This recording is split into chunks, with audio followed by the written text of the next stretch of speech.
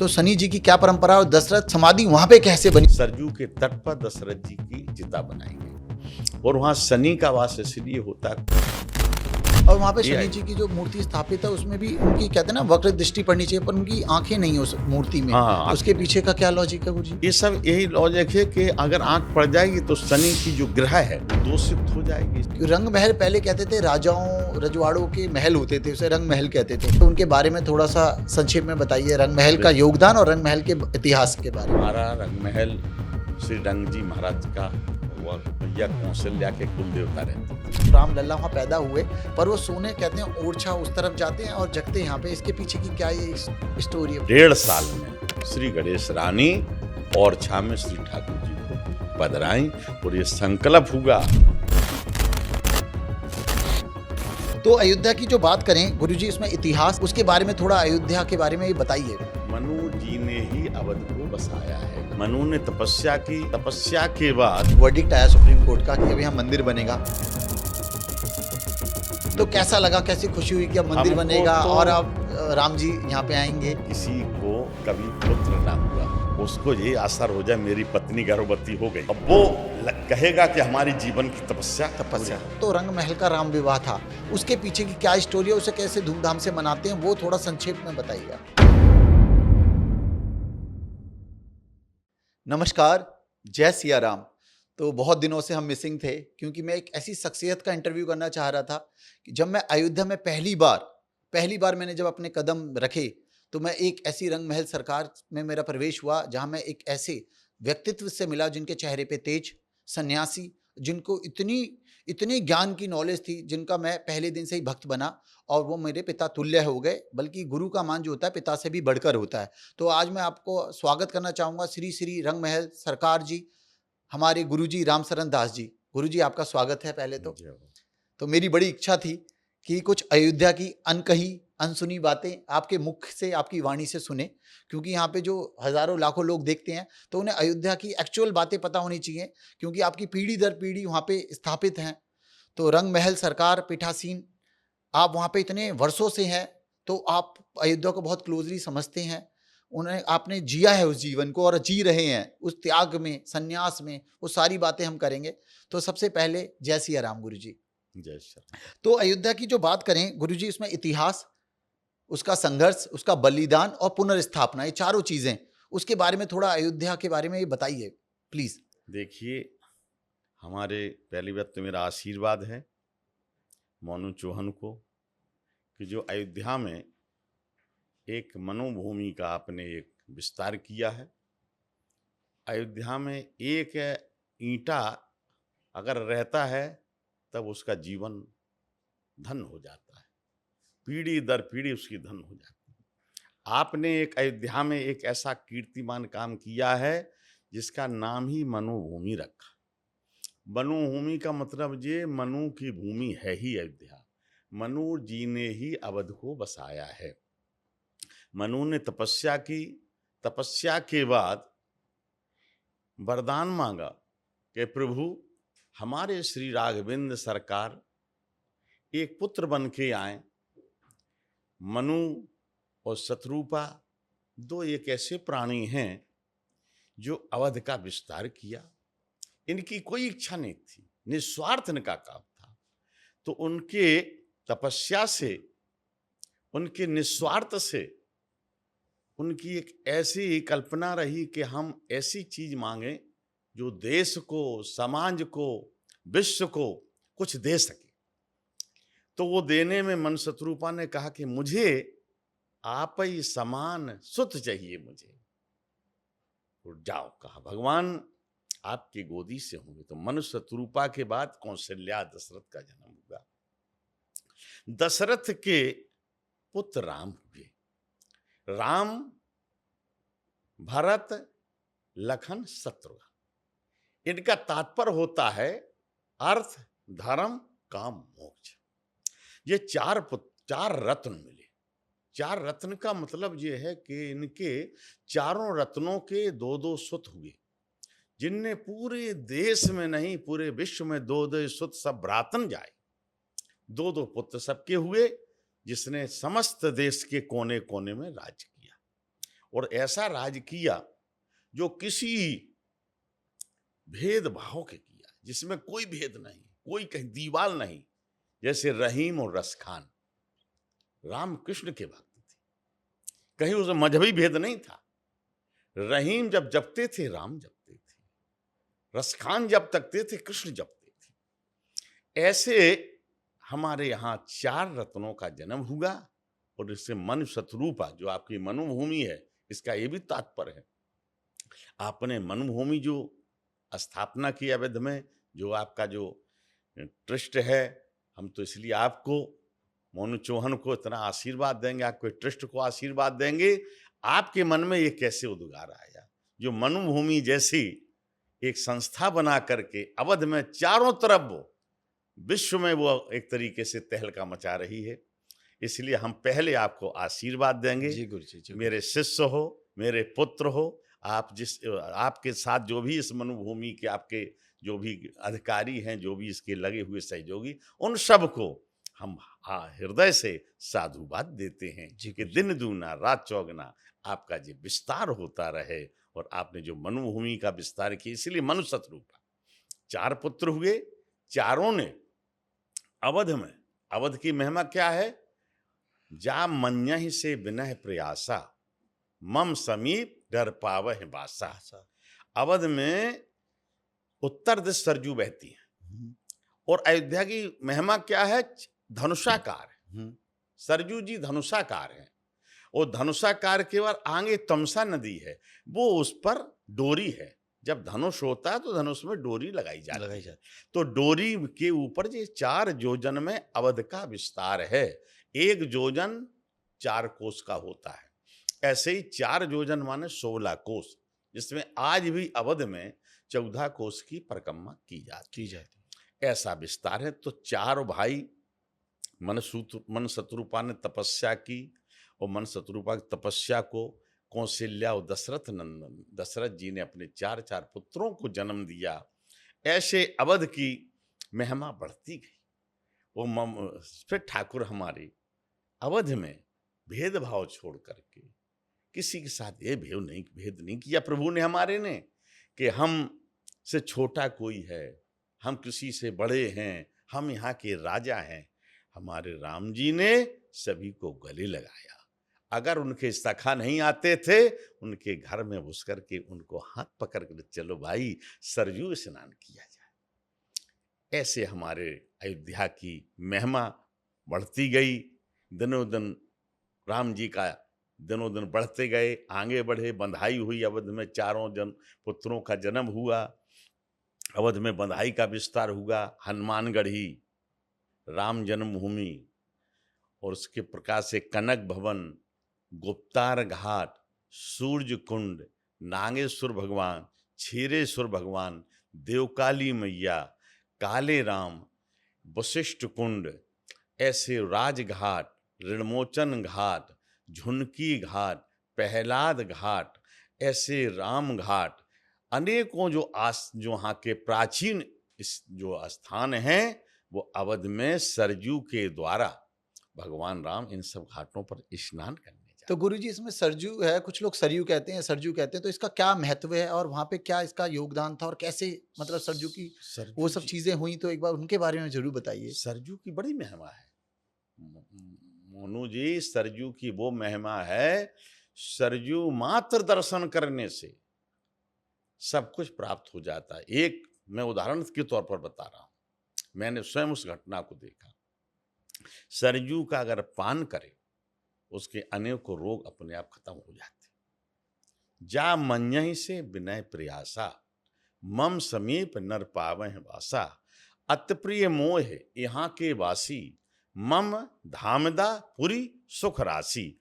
भगवान जब लंका से विजय प्राप्त करके चले, तो अपने बाण और भालुओं को सबको साथ ले लिए, सभी सुग्रीव इत्यादि जामवंत हनुमान सबको लिए। और जब पुष्पक विमान से चल रहे हैं, और पुष्पक विमान से जब चले तो सबको कहते हैं, यहाँ हरि निश्चर बेदेही, विप्र फिरत हम खोजत तेही। यहाँ देखो ये हुई लीला हुई भगवान की।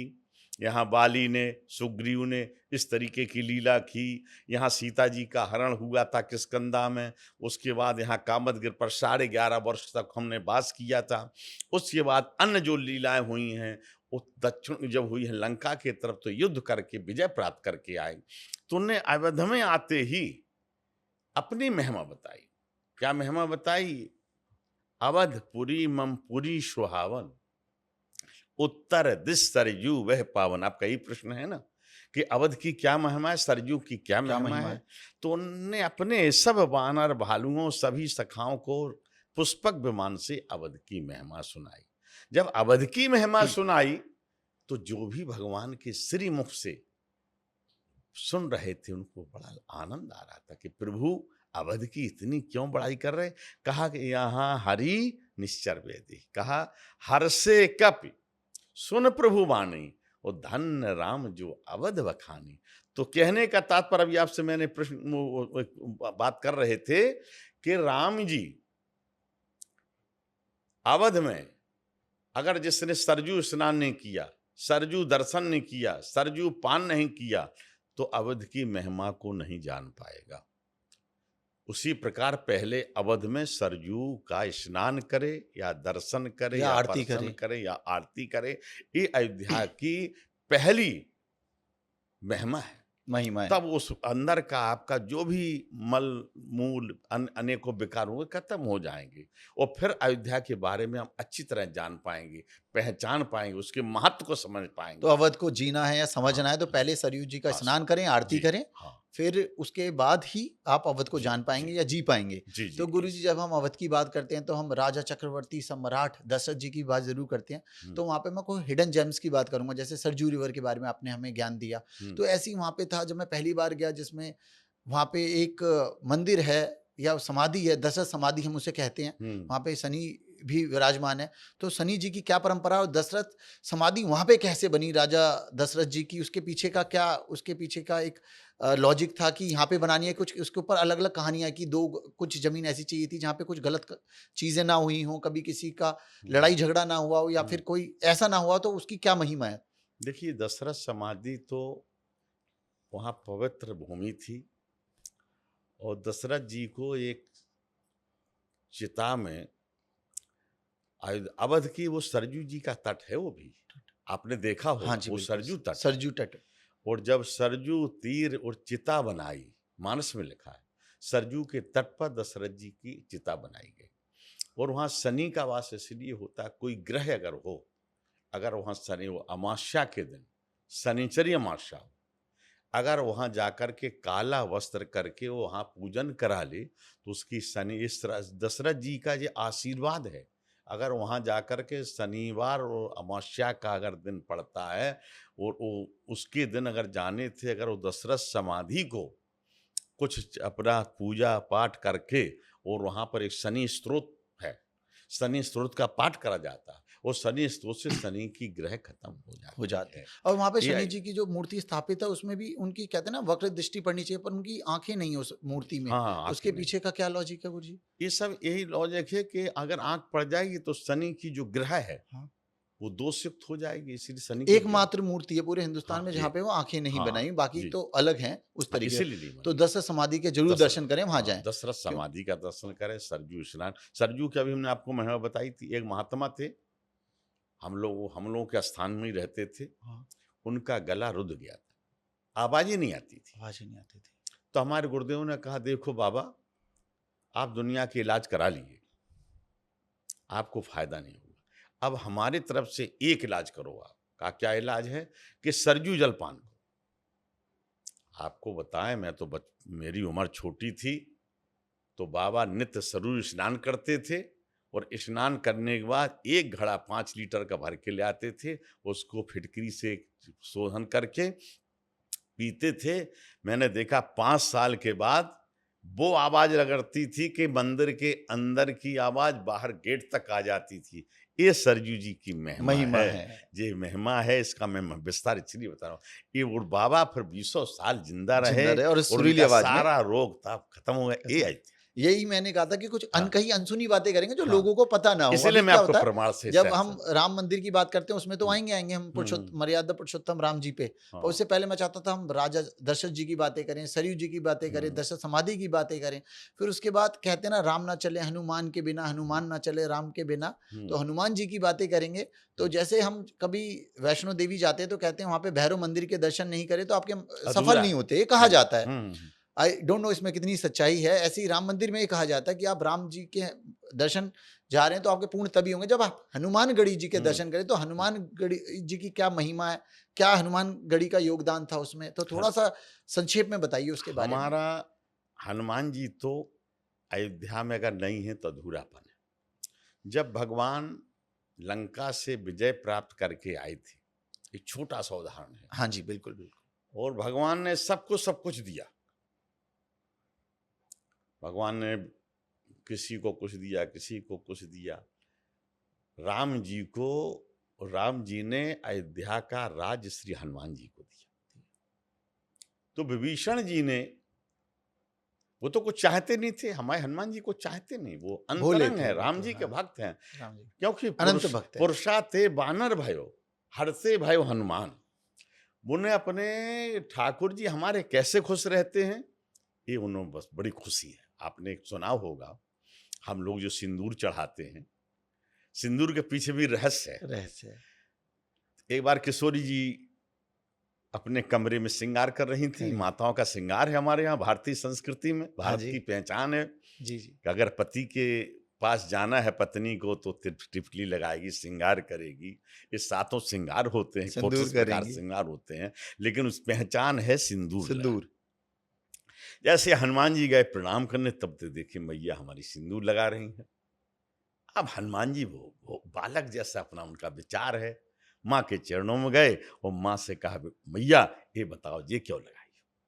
माँ ने कहा क्या समझाएं, तो ऐसा प्रश्न कर दिया है, बालक ही जैसा प्रश्न की है, और बालक है ही। हमारे हनुमान जी हकीकत में बालक अतुलित हैं, बल के धाम हैं, वानरों के राजा हैं, धीश हैं, लेकिन अपने प्रभु के पास जाते थे, माँ जननी जनक जननी के पास जाते थे तो बालक ही बन जाते थे। वहां बुद्धि का, विवेक का कोई प्रयोग नहीं, वात्सल का प्रयोग रहता था। माँ है मेरी, माँ है। माँ ये क्यों लगा रही हो? कहा क्या इसको? बेटा इसको लगाने से तेरे राम बहुत खुश होते हैं, तेरे प्रभु बहुत प्रसन्न रहते। हाँ कहा, बस इतनी सुनी के चल दी। और वहां जाकर के देखे पूरे शरीर में सिंदूर लगा लिए, और ठाकुर जी के पास गए, और ठाकुर जी ने कहा ये क्या करके आए? कहा प्रभु ठीक है, जान गए इसकी कितनी अंतरंग भक्ति है हमारे हनुमान जी की। कहा हनुमान मैं तुमको वरदान देता हूं, जो भी तेरे को सिंदूर चढ़ाएगा उसके सारे विघ्न बाधा दूर हो जाएंगे। इसीलिए सिंदूर चढ़ाने की परंपरा हनुमान जी की प्रथम है।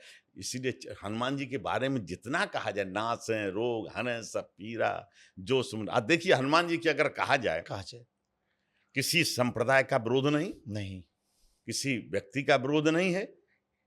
कितनी बार अवध में हमला हुआ, जी जी, और हमला होने पर हमला कोई संप्रदाय का नहीं करता, आतंक आतंक होता, डकैत डकैत होता, चोर चोर होता, व्यभिचारी व्यभिचारी होता। हनुमानगढ़ी पर कुकर रखा गया, दर्शनार्थी दर्शन करने गया। एक हनुमान जी की महिमा बता रहा हूं आप। हाँ जी। और वो दर्शन करने गया, तब तक उसमें कुकर रखा था, पता चला कि उसमें एटम बम है। पता चला, वो तुरंत लेकर के जवान गए सीआरपी के, और निष्क्रिय हो गया। ये हनुमान जी की महिमा। जो व्यक्ति उसमें बैठा था सुरक्षित। हाँ, हनुमानगढ़ी में जब वो बॉम्ब ब्लास्ट का वो आई थी तो हुआ था नहीं, बानर जी ने कल्याण सिंह जी की सरकार थी, रेलवे स्टेशन पर रखा गया। अवध में 5-5 तरीके से अयोध्या में रामलला पर आक्रमण हुआ। 5 आतंकवादी मारे गए। वहां पे उसके ऊपर एक गुरुजी सीरीज भी बनी, किसी भी सिपाही के ऊपर कोई कहीं आघात नहीं हुआ। हनुमान जी की जो कृपा है, नासे रोग हरे। और 8 दिन तक वहां मैंने अपने आंखों से देखा, तिरपाल के ऊपर बम पड़े थे। मोनू जी आप देखेंगे तो आपका मन पिघल जाएगा। और हमारे जवान जो हैं, वहां पहले झाड़ी थी, हाँ, आपने पहले की जब राम जन्मभूमि देखे होंगे हाँ, तो पहले चारों तरफ से वीरान था वीरान और सब हमारे सिपाही जवान पहरा देते थे। देते। तो नीच पीछे झाड़ी थी, जवान खड़ा हुआ था और पीछे उसके बम रख पड़ा है झाड़ी के ऊपर, हाँ, पौधा हिल रहा है। हाँ जी, और उसी प्रकार हमारे हनुमान जी महाराज ने जीवत तरीके से उसके पैर के नीचे से का करके सर्प के रूप में गए और जवान ने देखा सर्प आया तो आगे हट गया, तब तक वो बम निष्क्रिय हो। निष्क्रिय इस तरीके से हनुमान जी की महिमा महिमा महिमा बता रहा हूं, अपरंपार है जितने उनकी। ही बताई जाए अतुलित बल धामों में बुद्धि के अग्रणीय हैं, वो सबके संरक्षक हैं, चाहे किसी की भी हो, सब कर आनंद करते हैं। ऐसी हनुमान जी की महिमा है, ऐसा उनका भाव है कि ठाकुर जी के प्रति, किशोरी जी के तो प्रति इसीलिए कहा जाता है कि उनका लगाव है कि जब लग- तक उनके दर्शन नहीं करोगे तब तक उनके पूर्ण आपकी नहीं होंगे मनोकामना संपूर्ण। पूर्ण नहीं होगी। वो देश और समाज का कल्याण करने वाले तो हमारे जो हनुमान लोग जी। सिर्फ श्री राम के मंदिर जाते हैं वो हनुमानगढ़ी नहीं जा पाते, तो प्लीज जरूर जाइएगा। जी जी और दूसरा गुरु जी, जो अपने रंग महल सरकार है, जी कि रंग महल पहले कहते थे राजाओं रजवाड़ों के महल होते थे, उसे रंग महल कहते थे, पर ये रंग महल उन सबसे अलग कैसे है? क्योंकि यहाँ जानकी सीता माता से जुड़ा है, तो उनके बारे में थोड़ा सा संक्षेप में बताइए, रंग महल का योगदान और रंग महल के इतिहास के बारे में। हमारा रंग महल श्री रंग जी महाराज का भगवान भैया कौशल्या के कुल देवता रहते थे, अच्छा, जो श्रीरंगम पाटन में है। कौशल्या जी के कुल कुल देवता थे हाँ, श्री रंग महाराज। हाँ, श्रीरंगम पाटन है, आज भी लोग वहां जाते हैं। जाते हैं। तो लंका से जब विजय प्राप्त करके आए थे ठाकुर जी, तो उनके गुरुदेव वहीं पर उनको मिले कि उनके विजय के लिए वहां कामना कर रहे थे, पद यात्रा करके गए थे। गए थे। तब ठाकुर जी ने देखा मेरे कुल देवता यहाँ पर आए हैं, तो उनको प्रणाम किया जाए। और प्रणाम करने के बाद कहा, प्रभु आपके कृपा से, देखो हमारे ठाकुर जी का स्वभाव बड़ा सहज सरल है, अपनी बड़ाई नहीं चाहते हैं, अपने आचार्यों को, अपने से छोटों को बढ़ा देते, नहीं कहते आपकी कृपा से ये मैंने रण जीता, आपकी कृपा से ये जीता। हमारे ठाकुर जी कभी अपना नहीं कहा कि मैंने ये किया। मैं शब्द होता अहंकार, महंकार, मैं होता पतन, पतन, लेकिन हमारे ठाकुर जी ने कहा नहीं, आप सबकी वजह सब से कृपा से। ये हर जगह मानस का लेख है। मानस करे। ये हमारे ठाकुर जी का सहज और सरल है, कभी किसी के साथ ऊंचे सुर में नहीं बोले। पहले तो संधि का प्रस्ताव देते थे, संधि से जब नहीं मानते थे तब कहते थे बिना न मानत जलत जड़ गए 3 दिन बुएत, बोले राम सकोप तो भय बिन होए न। देखो ये तो करना ही पड़ेगा, कहीं भी हो, घर हो, परिवार हो, देश हो, राष्ट्र हो, इसको ऐसे ही चलाया जा सकता है। हाँ जी। उसी प्रकार ठाकुर जी ने अपने कुल देवता को प्रणाम किया, कुल देवता ने आशीर्वाद दिया, तो गुरुदेव से कहा प्रभु आपकी कृपा से जीत गए, अब आप भी चले। कहा नहीं, अब कुछ दिन में यहां रहूंगा। तो उनकी सेवा में विभीषण जी आज भी रहे, नित्य लंका से सेवा करने आए। अब ये महल हो गया खाली। तो राम जी का जब विवाह होकर के आया, वो महीना था फाल्गुन का, फागुन मतलब फरवरी। हाँ फरवरी, और फागुन के महीने में भगवान का विवाह हुआ, गौना होकर के आया। अब आजकल परंपरा नहीं रही, पहले गौना होता था, गौना का रस्म था। गौना होकर के आया, होली का उत्सव रहा, होली में पधरावनी हुई चारों भाइयों की, श्री ठाकुर जी की रंग महल में। तो कौशल्या जी ने अपनी बहू का मुंह देखा, कोट रतन को मुख हेर हेर, हौसल्या के मारे कछु बोलत बन। इतनी सुंदर किशोरी जी की सुंदरता, दिव्य भाव देख करके मन खुश। देखो सुंदरता एक अलग अपने आप में लोगों को आकर्षण कर ले, चाहे कोई हो, आप हो, हम हो, चाहे कोई हो, उसमें कोई जात नहीं दिखाई देती, कोई पात नहीं दिखाई। सुंदर एक अपने आप भूषण है, ये लगता नहीं कि अप्सराएं हैं जी, अप्सराएं क्यों उनकी उपमा अप्सराओं की दी गई, वो एक अलग है जी, अलग ही स्वर्ग की परी हैं, साकेतपुरी से आई हैं। सुंदरता ऐसे नहीं मिल जाती है, तपस्या की है तभी सुंदरता है, इसको संभालना बड़ा मुश्किल है। उसी प्रकार जब कौशल्या जी ने देखा हमारी राखे नैन पलक की नाई, जैसे शरीर में आंख की बड़ी महिमा है, आंख में कोई भी हवा का झोंका लगे या कोई तिनका आए, आंख में गया तो तुरंत आंख को मलना पड़ेगा या उसमें दर्द होने लगेगा। हाँ जी। उसी प्रकार श्री किशोरी जी की रक्षा जनकपुर में ऐसे रखा गया जैसे शरीर में आंख की प्रधानता है, और उसी प्रकार से हमारी सीता जी को, हमारी जगत जननी को सुनैना मैया ने और जनकपुर वासियों ने आंख के तरीके से पाल पोस के रखा है, इसीलिए राखे नैन पलक की नाई। जैसे अपना नेत्र सुरक्षित रखा जाता, उसी प्रकार इसीलिए कि कौशल्या जी ने कहा, कोट रतन को मुख हेर हेर, कौशल्या के मारे कछु बोलत मन। रंग महल सरकार बड़े भागशाली हैं, रंग जी महाराज हमारे कुल देवता थे, हमको ऐसी सुंदर पुत्र वधु दी, करोड़ों करोड़ों कामदेव भी लज्जित हो जा रहे हैं। ये सुंदरता अंधेरे में उंधेरा कर दिया, जैसे कोई हीरा की मणि रख दी जाए, अंधेरा हो तो आपको अलग हीरा की रोशनी से वो अंधेरा भी अंधेरे में प्रकाश। ये हमारी श्री किशोरी जी का सुंदरता का विस्तार है। तब कौशल्या जी ने मुंह देखा, मुंह देखने में श्री सीता जी को रंग जी का परम प्रिय महल जो उनको प्रदान कर मुंह दिया, दिखाई में उन्हें ये रंग महल, हाँ, और कहा उपहार बेटी, में मिला। हाँ, कहा होली है कुछ सुनाओ। तो किशोरी जी ने भी सोचा कि रंग जी का महल है, हमारे आचार का महल है, उसकी महिमा को बढ़ाना है, घटाना नहीं है। उसी प्रकार उनका रंगीले रंग महल में खेल रहे दो फाग, रंगीले रंग महल में खेल रहे दो फाग। सिय चुनरी भींग गई, श्री राम लला की पाग, रंगीले रंग महल में खेल रहे दो फाग। इसीलिए रंग जी का महल था, और उसी के भावना को और आगे बढ़ाते हुए उस महल की महिमा को और ऊंचाइयां दे दी हमारी किशोरी जी ने। इसीलिए इसका नाम रंग महल हो गया, क्योंकि रंग की होरी खेली। आज भी वहां पर हनुमानगढ़ी से चारों पट्टियों के नागा आते हैं, हजारों की संख्या में, ढोल बाजे घोड़ा हाथी, और सभी लोग रंग महल में आकर के वहां पर कई ड्राम रंग हो रहा जाता है होली के हाँ, और होली खेल करके तब वहां अयोध्या की होली पूरी मानी जाती। तो गुरुजी उस टाइम आपका वैसे कैसे आपको लगा जब आया कि एक वर्डिक्ट आया सुप्रीम कोर्ट का कि अब यहाँ मंदिर बनेगा, तो अनफॉर्चुनेटली जगह थोड़ी कम पड़ रही थी, तो वहां पे हर पिठासीन से बोला गया कि अपनी अपनी जमीन दीजिए, तो आपने भी उसमें योगदान दिया। तो कैसा लगा, कैसी खुशी हुई कि अब मंदिर बनेगा और अब राम जी यहाँ पे आएंगे, तो उसमें रंग महल जी का कैसा योगदान रहा सरकार का, और आपको कितनी खुशी हुई और कैसा इसे बनने में समय लगा, और आपको उस टाइम की वो बातें जो हमने कभी देखी नहीं वो थोड़ा सा बताइए।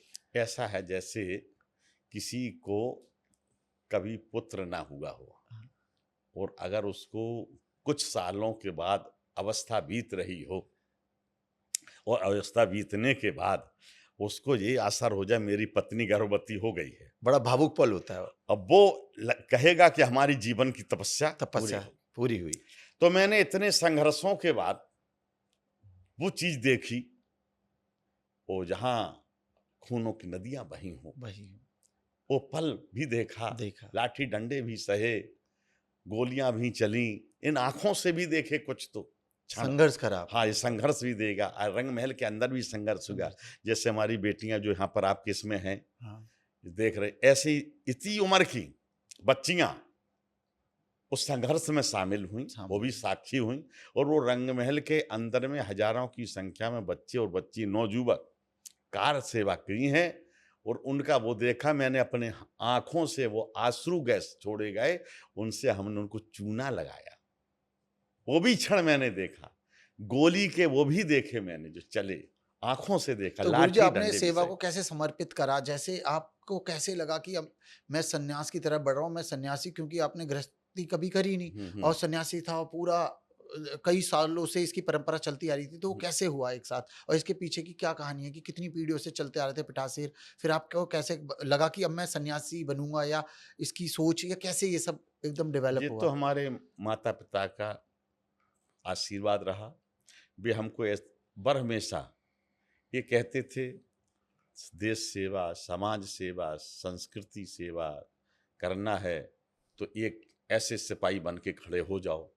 तो माँ बाप ने समर्पित करा? हाँ, हमारे पिताजी का, तो उन्होंने ही एक तरह से कि समर्पित करा, आप राम की सेवा लाइफ टाइम करेंगे। हाँ, बड़े अनन्य भक्त थे। तो ये किस उम्र में आपको लगा कि मैं समर्पित हो रहा हूँ राम जी के लिए, ठाकुर जी के लिए? 11-12 साल की उम्र थी। तो आपने कहा मैं गृहस्थ जीवन नहीं जीऊंगा, मैं दुनिया की और लोगों की सेवा करूंगा राम जी के चरणों में। वहीं से मैं चला, और मुझे वो पल याद है जब हमारे आचार्यों ने रामलला के लिए पहले नंबर पे भूमि युद्धि जी, पहले तो ये रास्ता जो था प्राचीन वो रंग महल का ही था, जो आप पीछे तक गए होंगे दर्शन करने। बिल्कुल वो जब उस जो गली से जाते थे, उससे और एक शिवलिंग भी बने हुए हैं ना हाँ वहाँ हाँ, पे, वो सब पीछे की रंग तरफ महल का ही था। रंग और महल। दूसरा, अभी जब राम मंदिर बनने लगा, कुछ कम जगह दिखाई दी, हाँ, तो मैंने अपने गौशाला की जमीन दे दी। जमीन दे दी राम। और हमसे उन्होंने कहा कुछ ले लो। हमने कहा जब उन प्रभु की संपत्ति है, प्रभु के लिए दे रहे हैं, हमें यही खुशी है कि हम एक बगल में हैं, हमको ये सौभाग्य ठाकुर मिल जी रहा के है। समर्पित है तो मैं हाँ, इनसे हाँ। क्या लूंगा मैं। और मेरी ठाकुर गऊ जी जो से। है उसी जगह परिक्रमा लगाती थी, हाँ, जिसका नाम सरजू है, सरजू है। जिनने एक तरीके से संकल्प किया था कि हम अन्न नहीं खाएंगे और रामलला के लिए नित्य परिक्रमा 108 लगाएंगे। जो आप यूट्यूब पे देखेंगे तो सरजू गाय रंग महल की पूरी दुनिया में है, जिसके दुनिया के लोग आज भी दर्शन करने आते हैं। तो उनका आज लगभग 40 साल से परिक्रमा ही चल रहे हैं। और उस परिक्रमा में ये संकल्प था कि हम रामलला को उसी जगह पर बैठाएंगे, तब मेरा ये परिक्रमा विश्राम तो लेगा। गुरुजी ये बहुत बड़ी बात है और योगदान है, क्योंकि ये त्याग और समर्पण पित व्यक्ति ही कर सकते हैं, क्योंकि जी। आजकल तो कोई एक गज जमीन अपने भाई को ना दे और आपने वो जगह दी राम मंदिर के योगदान में, वो हमेशा याद रखा जाएगा। हाँ, दूसरा गुरुजी मैं ऐसी चीज पूछना चाहता हूँ मर्यादा पुरुषोत्तम राम जी के लिए, हम्म, कि क्या होता, क्योंकि वो वहाँ का रामलला कहते हैं उन्हें, तो हम्म। बहुत लोगों को नहीं पता कि वहाँ रामलला की मूर्ति स्थापित है। तो रामलला वहाँ पैदा हुए, पर वो सोने कहते हैं ओरछा उस तरफ जाते हैं और जगते यहाँ पे। इसके पीछे की क्या ये स्टोरी है, पूरी देखिए, कहानी ये है? तो कनक बिहारी जी सरकार की है। कनक बिहारी मंदिर वहाँ है, हाँ जी, जहाँ की भक्त श्री गणेश रानी थी। हाँ जी, वो पति पत्नी में अलग अलग इष्ट का भेद था। भेद था। एक राम भक्त थे और एक कृष्ण भक्त। कृष्ण भक्त थे। यात्रा करके आए, रानी तो अयोध्या में रुक गई। राजा ने कहा कब तक तो रुकी रहेगी, हाँ, एक बुंदेलखंडी भाषा है। हाँ, अब राजा ने कहा, रानी ने कहा हमारी इच्छा है कुछ दिन अवधवास का। हाँ, तो राजा ने कहा तुमको अगर ये इच्छा है तो तुम रहो, तो अपने खसम को ही लेके आना। हाँ जी, ये बुंदेलखंडी भाषा है। हाँ जी, पति ना कह करके एक ऐसा शब्द का प्रहार किया हाँ, महाराज ने आवेश में। आवेश में वही रानी के अंदर हृदय में घाव हो गया। घाव हुआ। कहा जे प्रभु अब आपकी इच्छा है तो मैं अपनी यही करके आऊंगा, हाँ जी, करके आऊंगी। उसी प्रकार राजा अपने ओरछा निवास करने लगे। हाँ, यहाँ महारानी ने एक दिन सरजू जी में गोता लगाया हाँ, कि अब क्या करेंगे संसार में जा करके। जैसे ही गोता लगाया, ठाकुर जी ने सरजू जी के अंदर ही उनसे वार्ता की और एक प्रतिज्ञा कराई कि तुम अगर हमारे लिए समर्पित हो अपना प्राण आहुत करने के लिए, तो मैं तुमको साथ चलने के लिए तैयार हूं। और तुम हमको ले चलोगी? कहाँ ले चलेंगे महाराज, तभी मेरा जीवन सुरक्षित रहे। कहा तो एक काम करना कि जब पुख नक्षत्र होगा तभी मैं अपनी यात्रा रखूंगा, और जिस दिन पुख नक्षत्र खत्म हो जाएगा उस दिन मैं अपनी यात्रा विश्राम करूंगा। उसी प्रकार से 1.5 साल में श्री गणेश रानी ओरछा में श्री ठाकुर जी को पधराई, और ये संकल्प हुआ कि दिन में मैं रहूंगा ओरछा और रात्रि में रहूंगा मैं अवध में। तो कनक बिहारी जी में शयन कुंज बना हुआ है, जहाँ ठाकुर जी 10:15 बजे अवध में आ जाते हैं और विश्राम करते हैं, फिर 8 बजे आरती के बाद फिर पुनः ओरछा पहुंच जाते हैं। तो इसीलिए कहते हैं शनै आरती होती है, जब उन्हें सुलाने के लिए होते हैं शनै आरती होती है, रात वाली जो होती है। हाँ, इसीलिए अयोध्या के महिमा गर्मा साधारण नहीं, वहाँ कड़कड़ में राम जी। तो आपने जो स्टोरी के माध्यम से चीजें बताई हैं, बहुत लोगों को नहीं पता, इसलिए मैंने कहा कुछ अनसुनी अनकही बातें। तो गुरुजी मैंने जब आया तो मैंने देखा आप ट्रस्ट चलाते हो, सैकड़ों लोगों को डेली आप निस्वार्थ भोजन भी खिलाते हैं। गौशाला भी है रंग महल की, और अपनी अब एक गौशाला है साहिवाल गायें, आप डेली देखता हूँ मैं, आप उन्हें खिलाने जाते हो, बड़ा मोह गुड़ से उन्हें वो करते हो। तो आपने ट्रस्ट में भी आप चाहते हैं कि, मैं आपके माध्यम से कहना चाहूँ, गुरुजी की जो ट्रस्ट की जमीन है, इन्होंने कभी उस पे ये सोचा कि कैसे लोगों का इनका फायदा पहुंचाया जाए? अभी बात भी चली थी कि उसमें कोई स्कूल खोला जाए जिससे लोगों को हम शिक्षित करें, बिना फी के उन्हें दें। तो गुरुजी की सोच ही बिल्कुल अलग है, जिसमें लोगों तक कैसे हम अपनी मदद और प्रयास, रंग महल सरकार उसमें योगदान दे पाए। उसकी एक इंटरेस्टिंग स्टोरी मैं आप सब लोगों को बताता हूँ। जब मंदिर नहीं बना था, पूरा प्राण प्रतिष्ठा नहीं हुई थी, बनने से 4 साल पहले, तो रंग महल बिल्कुल लास्ट में आता था, क्योंकि राम जी की महिमा देखिए, अपने सेवक की, अपने पुत्र की महिमा कहिए, कि जो जब मंदिर बना तो उसका जो वीआईपी गेट है वो रंग महल सरकार है आज। और वहीं से ही आप मंदिर के दर्शन जाते हो तो पहला रंग महल सरकार ही पड़ता है। गुरुजी सही कह रहा हूँ मैं ये बात? सत्य है, सत्य है। एक समय होता होगा हाँ। रंग महल लोगों को दूर लगता होगा, जी, जी, सही। बहुत दूर चलते हुए छोटी गलियों से आते होंगे, क्योंकि यहाँ गलियां तो बढ़ाई नहीं जा सकती, छोटी छोटी गलियां हैं वृंदावन और अयोध्या में। तो वो एक ऐसा पल था, अब पूरी दुनिया से रंग महल ही आती है, फिर वहां से हाँ, मंदिर सही में है, दर्शन सत्य। करने जाती है, जितना और भी हम मैंने भी देखा। बड़े खुश रहते हैं। अवध में जब आते हैं, पहले शाम के बंद हो जाता था मंदिर, अब रात की वो दिन पता ही नहीं चलता, इतना आनंद बरस रहा है।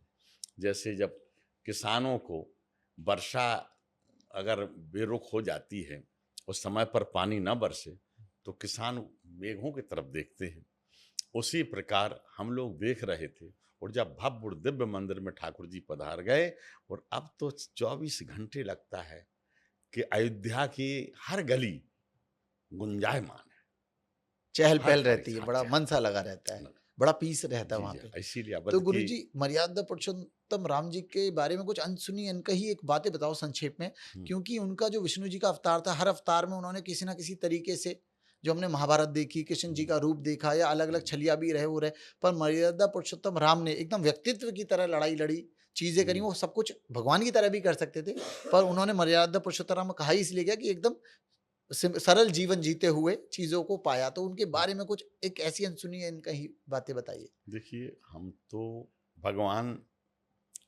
का नाम ही इसीलिए मर्यादा पुरुषोत्तम रखा है। उन्हें चतुर्भुज रूप नहीं रखा अपना, 2 हाथ 2 पैर, जो हम आपके शरीर में जितने विस्तार हैं वही श्री राम जी के।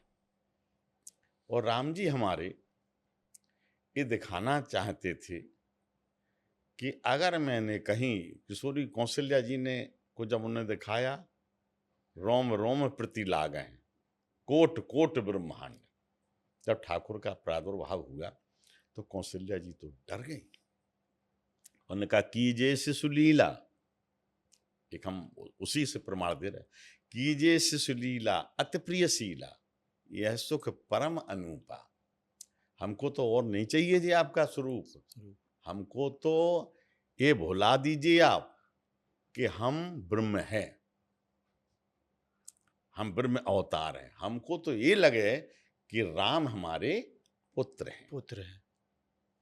देखिए, जब आप ही का अगर पुत्र हो, बहुत ही अच्छे पद पर पहुंच जाए, और अगर अपनी मर्यादाओं से वो हट जाए तो पिता को जरूर कष्ट होगा। जरूर, बिल्कुल। अगर पिता के चरणों में बैठ जाता है, हाँ। जैसे आप हमारे चरणों में बैठ, लगता कि हमारा शिष्य मोनू चौहान है। हाँ जी।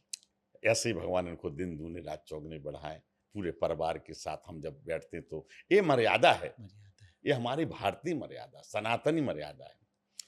और इसीलिए राम जी इतने मर्यादा में रहते थे। प्रातः काल उठ के रघुनाथा, प्रातः काल उठ के रघुनाथा, मात पिता गुरु नावह माता। ये हमारी मर्यादा थी। हमारे प्रभु उठते थे प्रातः काल, और श्री राम जी अपने दशरथ जी को प्रणाम करना, माता को प्रणाम करना, गुरुदेव वशिष्ठ को प्रणाम करना, तो आशीर्वाद देते, देखो हमारा कल का होने वाला राजा कितना संस्कारी है, सरल है, कितना संस्कारवान है, और इनके संस्कार ही हम आपको आज दिखाई दे रहे।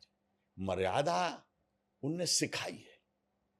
आज लोग सिस्टम से भले बदल जाएं, लेकिन एक बार कहना पड़ता है, आचरण करो तो राम जी जैसा करो। तो गुरुजी से रिलेटेड एक क्वेश्चन है जी, मैंने बीच में, सॉरी मैं माफी चाहूंगा रोक दिया। जैसे वृंदावन में, मथुरा में लोग कृष्ण जी को ठाकुर जी कहते हैं, तो ये पश्चिम हो गया, और वो पूरब हो गया अयोध्या अवध, तो वहां पे भी ठाकुर जी कहते हैं। तो अवध के लोगों को कभी पछतावा नहीं हुआ? उन्होंने जब माता सीता पे एक किसी ने कहा था कि कहते हैं धोबी, जो सुनी सुनाई बातें हैं कि कुछ लांछन सा या कुछ ऐसा वो कमेंट पास कर दिया था भद्दा, तो उसके बाद जनता के में उसकी लेके कोई पश्चाताप हुआ था, क्या कुछ करा था? इसके पीछे की कोई कहानी है? देखिए, वो राजनीतिक दृष्टि से देखा जाए, केकई ने जो काम किया था वो एक राजनीतिक दृष्टि से देश और समाज के हित का काम था। वो राम और श्री केकई ही जानते थे, जो अंतर कथा है। राम जी ने उसका निर्वाह किया, कहीं भी आचरण को, अगर श्राप हुई, हमको वनवास हुआ तो मुझे स्वीकार है, हमारे राम जी ने तो नहीं कहा मैंने सुबह घोषणा हो गई कि राजा बनेंगे, शाम की घोषणा हुई, उस सुबह कहा भरत राजा बनेंगे, लेकिन राम जी के चेहरे पर कहीं सिकुड़न आपने नहीं देखी। ये राम जी रोए हों या कहीं उन्हें अयोध्या के दुखी हुए अंदर हों या कुछ। अयोध्या के अंदर एक खलबली मचाई है, मैं कल मेरी घोषणा हुई थी और मुझे आज राजा नहीं बनाया गया। हाँ जी। 2 पार्टियां हो जाती। हाँ। लेकिन राम जी ने कहा ये नहीं होना चाहिए। हाँ। ये मर्यादा पुरुषोत्तम मुझे राम जी कहा जाता है। रघुपति राघव राजा राम, वो पतित के पावन सीताराम। पतितों के पावन करने वाले हैं। अभी हमारे बहुत से लोग छूटे हैं जिनको मुझे पावन करना है, और एक चौकी बक्सर में है, किष्किंधा में है, कहीं कहीं है, जो रावण ने लंका से आकर के हमारे देश में बसा रही है, हमारे देश को एकदम चारों तरफ से घेरते जा रहे हैं। इसीलिए राम जी को अयोध्या से बाहर जाना पड़ेगा। इसके साथ दूसरा अर्थ है, राम करें सब संयम आजू, वो विधि सब कुशल निवाजे हैं काजू। राम जी ने अपने संयम के द्वारा, अपने आचरण के द्वारा, अपने हर आचरण को एक क्रियमान किया। ऐसा नहीं कि जैसे थ्योरी बता करके, थ्योरी तो हम आप एक दूसरे से कर रहे हैं, लेकिन उन्होंने कहा कि हम ऐसे विश्वास नहीं करते। मैं अपने आचरण से पूरे देश को बताऊंगा कि राम राजा बनने के लिए तैयार नहीं है। पहले हम अपने हर देशवासी को ये सिखाना चाहते हैं कि कुर्सी लेने के पहले संयम से काम करो, आचरण से काम करो, तभी आप देश की किसी सत्ता को संभालोगे। तो सत्ता कभी भी आपको गलत मार्ग की तरफ नहीं ले जाएगी। इसलिए राम जी प्रातः काल उठ के रघुनाथा, माता पिता गुरु, बहुत कथाएं हैं, क्योंकि इस चैनल में उतना समय, क्योंकि विस्तार अगर पूरा देंगे तो समय तो जी बेटा इससे लगता है कि इसमें बहुत समय, तो उन्होंने चाह के ऐसी चीज करी जो लोगों को ये भरोसा हो। थोड़ा थोड़ा कोटेशन दे करके उन्होंने समझाया कि हम ऐसा करेंगे जिससे हमारा समाज समझ। देखिए, उनने किसी वर्ग विशेष, किसी जाति विशेष, किसी मजहब के खिलाफ नहीं किया। उनने तो सबको अपने हृदय से, राम ने गोहे को अपने हृदय से लगाया, केवट को अपने हृदय से लगाया, जैसे ही सबरी के बेर थे। उनने दिखाया है कि हम कैसे देश को चलाएंगे। जैसे वशिष्ठ जी जब भगवान को 14 वर्ष का वनवास हुआ तो सोचे कि वशिष्ठ जी मेरे साथ में, तो तुरंत गोहे को अपने हृदय से लगा लिया। तो गोहे ने सोचा कि वशिष्ठ को अगर छू लेंगे तो इनको नहाना पड़ेगा।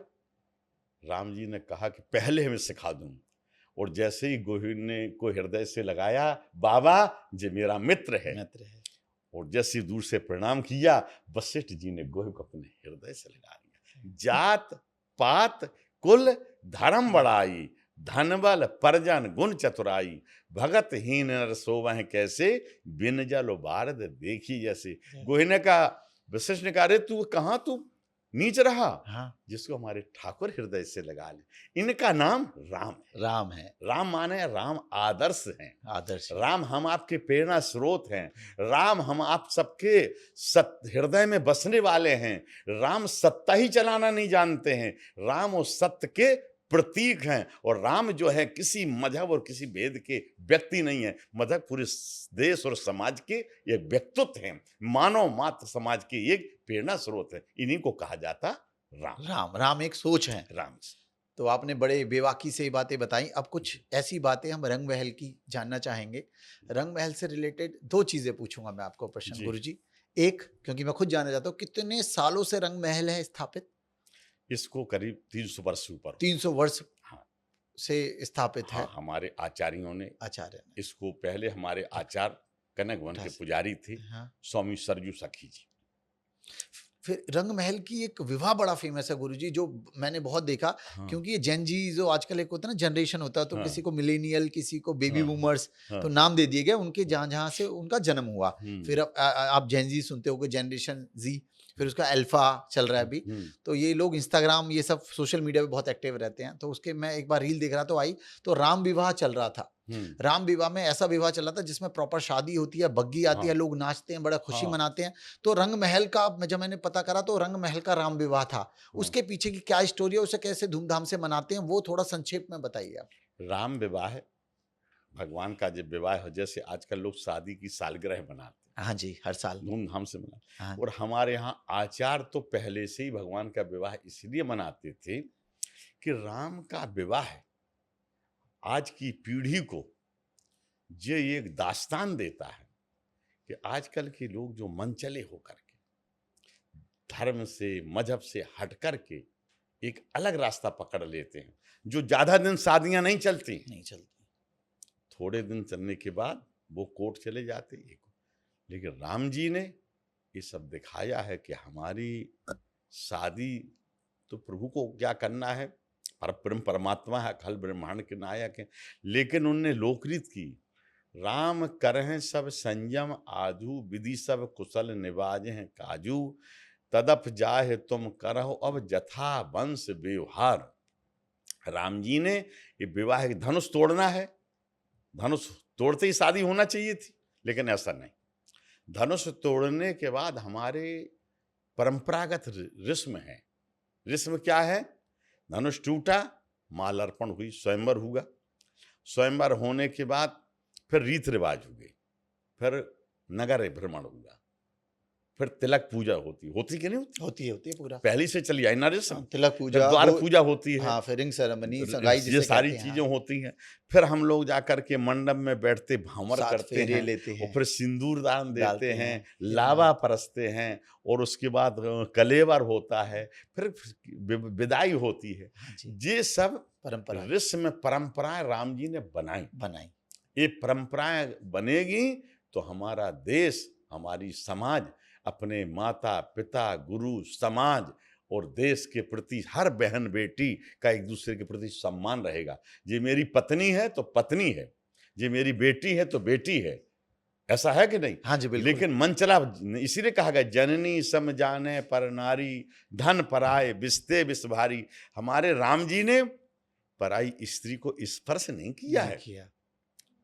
जो है स्त्री वही स्त्री है, हमारी जगत जननी है, परब्रह्म परमात्मा। उनको किसी प्रकार की हम लोग नहीं कह सकते हैं, ये तो आपका प्रश्न है, इसीलिए जवाब दे रहे हैं। अखिल ब्रह्मांड नायक हैं, चराचर ब्रह्म हैं, उनके बारे में जो संसारी वो देना, एक उदाहरण दे करके हमारे ठाकुर जी गए।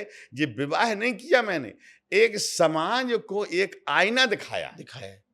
ये आईना चलता रहेगा तो समाज रास्ते से हटेगी नहीं, भटकेगा नहीं, रास्ते से भटकेगी नहीं, रास्ते और नियम से पालन चलेगी। अगर एक चौक के वो उस पर खड़ा रहता सिपाही, वो पर विपुल बजाता है, चाहे वो मंत्री हो, चाहे प्रधानमंत्री हो, चाहे राष्ट्रपति हो, वो भी खड़ा हो जाए। उसने ऐसा हाथ किया, ऐसे किया, ऐसा किया, वो एक सिपाही तो है, उसकी औकात नहीं हो भगत, लेकिन उसकी औकात है। तो हमारे ठाकुर जी ने ये बताया है, ये हमारा धर्म है, ये हमारी मर्यादा है, ये हमारी परंपरा है। शादी करने के बाद हमको अपने वासनाओं को केंद्रित रख करके अपनी पत्नी में ही समाहित करना चाहिए। उसको कहा जाता है धर्म पत्नी, काम पत्नी नहीं कहा जाता है, धर्म पत्नी उसको कहा जाता है, धर्म पत्नी। क्या कोई धर्म को साक्षी मान करके ये सारे रिवाज किए जाते हैं, इसीलिए हमारी आपकी धर्म पत्नी के साथ फेरे होते हैं,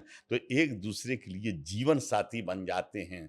जब वो आता है, एक व्रत आता है जिसमें हमारी बेटियां क्या करती हैं, अपने पति को उसमें देखती हैं, आने वाला है करवा चौथ है, वो करवा, ऐसे ऐसे व्रत हैं, कठिन व्रत हैं, इसी को धर्म कहते हैं। तो गुरुजी इसकी डेट फिक्स होती है राम विवाह की या चेंज होती है? प्रत्येक बार वही डेट है। वही डेट क्या तारीख हमारे होती है? हिंदी महीने में अगहन की पंचमी, शुक्ल पक्ष की पंचमी है, वो फिक्स है। उसी समय ठाकुर जी का विवाह हुआ, उसको हम लोग मनाते हैं, धूम धड़ाके से मनाते हैं पूरा। इतनी भीड़ होती है कि जैसे प्रॉपर शादी हो रही है। 5 किलोमीटर तक जगह नहीं रहती लोगों को चलने के लिए, और उसमें खर्चे की भी कोई हम लोग गिनती नहीं। मैं देखता हूँ मतलब पूरी शिद्दत से मनाई जाती है। उसमें मैं नाम नहीं लूंगा, बहुत अधिकारी, बहुत लोग अपने मन से आते हैं, बड़े बड़े नाम, और डांस करते हैं, पूरा प्रॉपर झांकी निकाली जाती है, और शादी की बारात सब आते, रंग बहलता है, और उस दिन पूरा पर ऐसे जैसे एक बेटी की शादी कर रहे हो। बेटी की नहीं, बेटी के करते ही हैं, रोते हैं, बाजे विदा बजाते, करते हैं, विदा वो करते करते हैं, हैं। सारे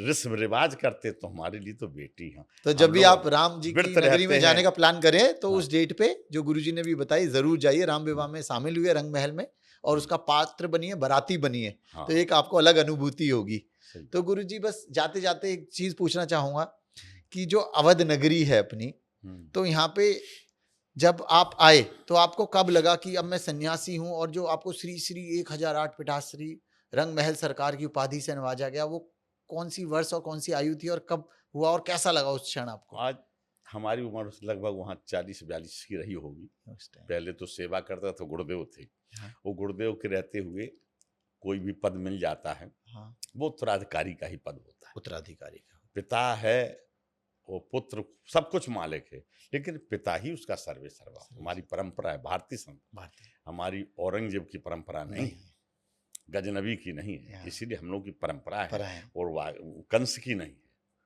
दोनों में है लगन हाँ, कि पिता को उनको डाल दिया जेल में दिल में और अपने डाल बैठ गए सिंहासन बहन पर। को भी, हैं? इसको भी, हाँ, जीजा इसी जी को हमारे भी। यहाँ परंपरा हाँ। रही कि पिता है, मालिक है। माली। उसी प्रकार हमारी यह परंपरा चली आई और आज 20 साल से उन्होंने जब हमको सौंप दिया, तो तब से आज बराबर अनवरत तरीके से उत्सव रंग महल में हो रहे। जैसे राम विवाह का आपने चर्चा की, श्रावण में एक ऐसी अद्भुत झांकी है, बहुत से मीडिया वाले जाते हैं, आपको उसको हम चर्चा उस पर करना चाहिए विषय। सावन के हाँ, टाइम। श्रावण के महीने 1 महीने झूला चलता है। हाँ, जो एक हमारे महीने झूला चलता है। मलुक पीठाधीश्वर जगत गुरु द्वाराचार्य अग्र पीठाधीश्वर श्री राजेंद्र दास जी महाराज बड़ा विस्तार से अयोध्या में रंग महल की महिमा को गाते हैं। राजेंद्र दास जी महाराज कहते हैं कि इतने उत्सव कहीं नहीं होते रंग महल में। 1 महीने झूला गुरु पूर्णमासी से लेकर के और रक्षाबंधन तक चलता है, जिसमें 2 झांकी बड़ी अद्भुत हैं। एक झांकी है फूलों की, केले और बेले के अलबेले फूल बंगले में, अलबेले दंपति झूले हो सांवर गोरिया। और दूसरी झांकी है गलबैया, गलबैया। श्री राम जी और श्री किशोरी जी विग्रह में राम जी के हाथ गले में हाथ डालती हैं और किशोरी जी श्री राम जी के हाथ में दे दशरथ राज दुलारे सिया संग झूले हो और ताही तरे झूले हिडोरा दिए गलवहिया। अच्छे अच्छे यंत्र वाले जाते हैं, वो झूलों के पास लगाते, ये कहीं हाथ अलग से फिट किए गए, लेकिन आज तक उसका कोई अंत न पाया न पा सकेगा। ऐसे हमारे रंग महल की महिमा है। ऐसे साल भर में हर महीने 2 महीने उत्सव होता है। उत्सव प्रधान सावन का झूला भी चलता है। उत्सव प्रधान रंग महल है। हमारे आचार्य जो हैं 7 आचार्यों के अभी तक इसी त्याग तपस्या, श्री स्वामी सरयू सखी जी महाराज, स्वामी भरत शरण जी महाराज, श्री रघुवर शरण जी महाराज, श्री राम जानकी शरण जी महाराज, श्री दामोद शरण जी महाराज, श्री तुलसीदास जी महाराज, गुरुदेव श्री श्री 1008 श्री बलराम दास जी महाराज, और आज उसी पर रंग महल पीठाधीश्वर जो छोटा सा नाम रंग महल पीठ रामशरण दास कहा जाता। मोनू चौहान जैसे आपका, जैसे अभी कोई अयोध्या में जाता है तो देखता है मोनू चौहान की यहाँ क्या है। ये सबसे बड़ी चीज है। पैसा तो बहुत से लोग कमा लेंगे, एक बार अवध में जाकर के वो नाम ले लेते तो उसका, जैसे हमारी सरजू गाय है, महापुरुषों की तपस्या का फल है।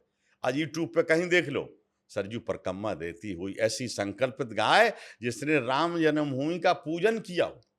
पहले खुर उन्हीं के पड़े, श्री चंपत जी ले गए, पंकज जी ले गए, कहा पहले पूजन उस सरजू गांव को ले आओ जो पूजन में पहले काम आएगी। ऐसे हम लोगों की रंग महल की प्रसिद्ध और सिद्ध पीठ है श्री राजेंद्र दास जी महाराज पलू मलुक पीठाधीश्वर, जो इस समय रिवासा राजस्थान के भी अग्र पीठाधीश्वर हैं। मलुक पीठाधीश्वर आज जड़खोर में 10,000 गऊँ हैं उनकी। हाँ जी, वृंदावन जाएंगे जड़खोर पड़ता है। ऐसे महापुरुषों के श्रीमुख से आप उनकी महिमा रंग महल की सुनेंगे तो लगेगा कि साधारण आचार्यों ने बिना तपस्या के इतना बड़ा महल आज इन पीढ़ियों से खड़ा होकर के चल रहा है, जहां गौ सेवा, संत सेवा, विद्यार्थी सेवा, अतिथि सेवा और कृष्ण जो आपका जो फाउंडेशन है वहाँ आपकी गौशाला आज चल रही है। इसीलिए हमारा बहुत बहुत आशीर्वाद है मोनू को, और इनके संकल्प विद्यालय के भी हैं और लोगों को निःशुल्क सेवा देने के अवध में हैं। तो ये तो आपके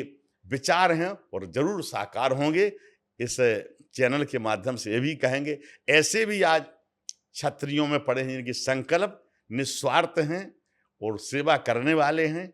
ये भी इस चैनल से कहना इसलिए जरूरी है कि नौजुवक इस बात को ध्यान दें कि ऐसे मोनू चौहान जैसे लोग बने जो सदा जग में भी लाख उन संख्या तो नहीं है, बहुत अच्छे आर्थिक सहयोग किया, वो कराया है लोगों से।